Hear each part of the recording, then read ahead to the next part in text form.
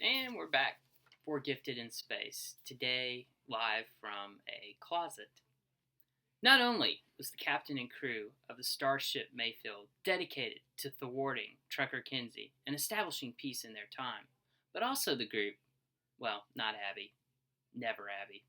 Abby never went along with anything, much less serving to inspire future generations with PED talks. PED was short for Patrick Educational Dialogues.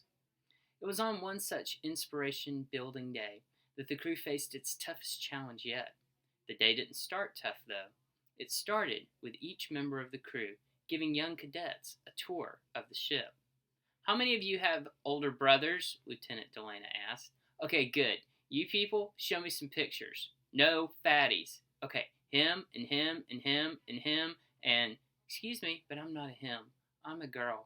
Right, just keep that photo out. Okay, now, you twerps, listen well so you can talk about me at home. Delana took her group and left. Hey kids, how many of you have ever seen the inside of a baby? Special Helper asked. The young kids started to cry, except for the three psychopathic children.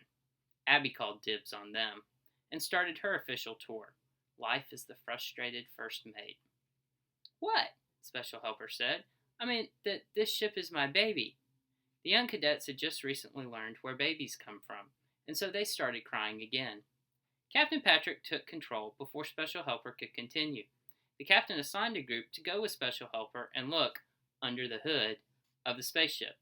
Of course, the spaceship had no such hood, for First Mate had set up play controls long ago for Special Helper, so that he could think he was helping without actually destroying anything. Of course, he broke the play controls 4 times afterwards, but better that than the starship. After Special Helper left with his group, there was just the captain, admiral, and a few kids without older brothers or psychopathic tendencies or a fascination with the inner workings of a spaceship. So who died and made you captain? One of the cadets said after several moments of very awkward silence. I don't think you understand how captainship works, the captain replied. You see, it's a series of badge promotions that entails, you look like a kid, another cadet said.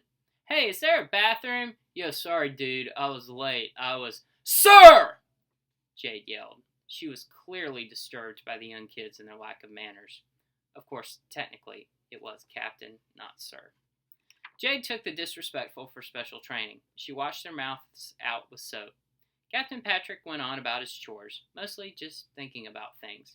It wasn't until hours later that he realized he had a quiet little kid still with him, and only then because she touched his arm. Ah! Captain Patrick screamed when he was touched, and he screamed in his emergency high-pitched voice he used only when he was truly terrified. Of course, he told the crew the voice was so high because the register of his voice would make others around him alert too, a clever way to disguise his fear of touching because of that one bad experience he had had with a dragonfly once upon a time. Sorry, Captain, the little girl said. It's just I had a question.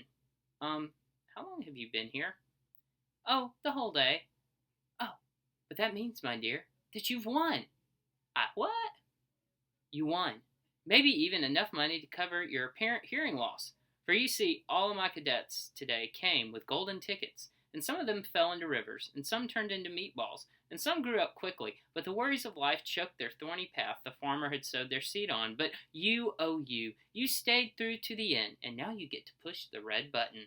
The girl did, and the intergalactic traffic signals went out of sync, thereby ruining Trucker Kinsey's plan to deliver enriched space junk before it spoiled and became worthless. The girl wanted to tell her grandparents of what she had done, but once Captain Patrick heard that all 4 grandparents lived in a bed together, he sent child services to the home. He sort of forgot about the girl. He was really only brilliant at one thing at a time, and his afternoon was soon devoted to Delana, for she had discovered her favorite singer, Tamon Swift, was single again, and if the lieutenant had anything to do with it, it wouldn't be for long.